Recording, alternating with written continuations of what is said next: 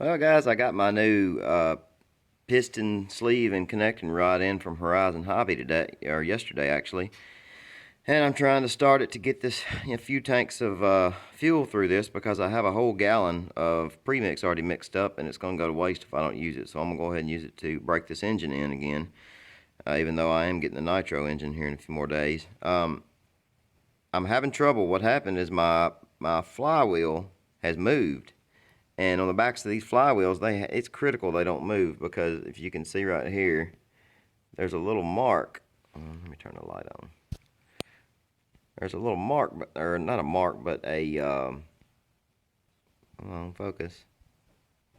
There's a there's a magnet right there in the back of that flywheel, and that hits the sensor on this side, which sends the signal to the spark plug, to the CDI unit, and sends the signal to the spark plug to fire. And this flywheel moved, I believe, when the engine locked up, when that connecting rod through. Well, I go take my clutch shoes off and go to take the nut off, and the nut is only finger tight. I mean, I cannot believe it. There's not a trace of Loctite anywhere on this thing from the factory. Check out this nut right here that came off. You can tell there was never any Loctite on there, because Loctite leaves a residue. It leaves a white crusty, when it's kind of white and crusty when it dries. So they didn't Loctite it. I don't know if it was tight and it worked its way loose or what, but this thing was only finger tight on there. So I'm gonna have to, thankfully I've got my bottom dead center mark at 12 o'clock, so hopefully I can go back to there.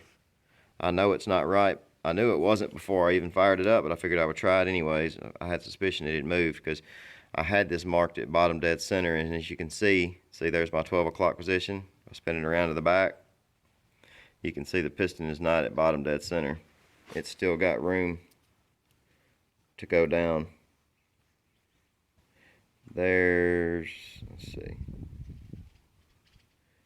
There's bottom dead center, and there's my bottom dead center mark, and it's at about 2 o'clock. So anyway, I guess I'm gonna have to try and get this thing retimed and get this break-in going.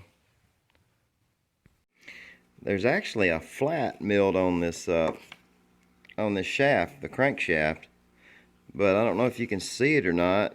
The flat that's inside here, there it is. There's a flat milled on the flywheel so it won't move on you, but as you can see, it has sheared that.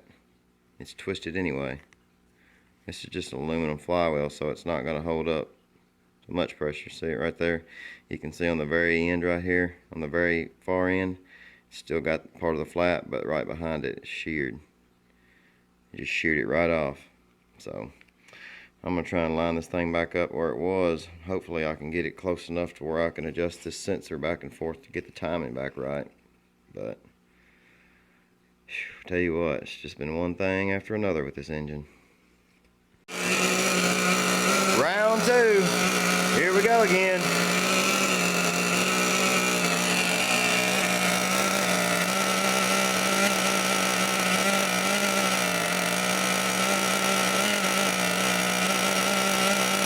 As you can see, I've definitely got plenty of lubrication on it.